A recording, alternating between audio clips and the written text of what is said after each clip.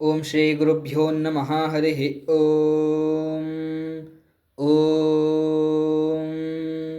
युवो ऋषो रथं हुवे सधस्तुत्याय सूरिषो अतो ओर्तदक्षा वृषणा वृषण्वसु युवं वरो सुषाम्ने महेतने नासत्या अवो ओभिर्याथो वृषणा वृषण्वसु तावा मद्य हवामहे हव्येभिर्वाजिनीवसु पूर्वीरिष इषयन् तावति क्षपः आवां वाहिष्ठो अश्विना रथो यातु श्रुतो नरा उपस्तोमा आन्तुरस्य दशतः श्रिये जुहुराणाचिदश्विना मन्येथां वृषण्वसु युवं हि रुद्रापर्षथो अतिद्विषाः दस्रा हि विश्वमानुषं मक्षोभिः परिदीयतः धियं जिन्वा मधुवर्णा शुभस्पते उपनो यातमश्विना राया विश्वपुषा आसः मघवा आनासुवे रावणपच्युता आमे अस्य पृथिव्या अमिन्द्रनासत्यागतं देवा देवेभिरद्य सचनस्तमा वयं हि वां हवा आमह उक्षण्यन्तो ओव्यश्ववत् सुमतिभिरुपविप्राविहागतम् अश्विना स्पृशे स्तुहि कुवित्ते श्रवतो हवं नेदे एयसः कूलयातः पणीनृता वैयश्वस्य श्रुतन्नरोतो मे अस्य वेदथः सजोषसा वरुणो मित्रो अर्यमा युवा दत्तस्य धिष्ण्या युवानीतस्य सूरिभिः अहरहर्वृषणा मह्यं शिक्षतं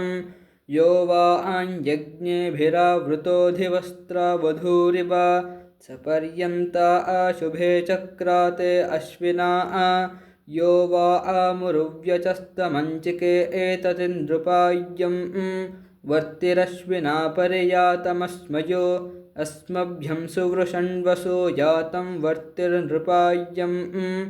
विशुद्रुहे एव यज्ञमुहथुर्गिरा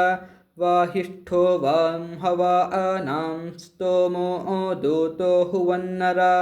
युवाभ्या भूत्वश्विना यददो दिवो अर्णव इषो वामदथो गृहे श्रुतमिन्मे अमर्त्या उतस्याश्वे एतया वरीवाहिष्ठावान्नदेना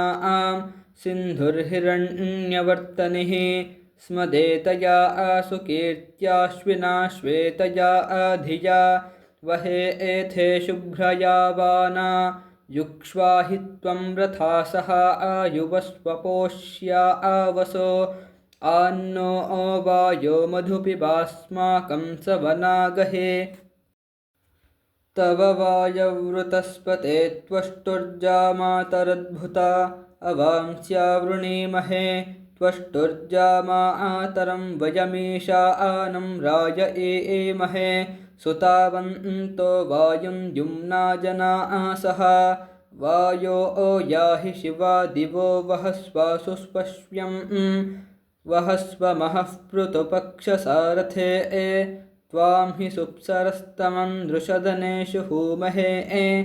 ग्रावा आनं नाश्वपृष्ठं मंहना सत्वन्नो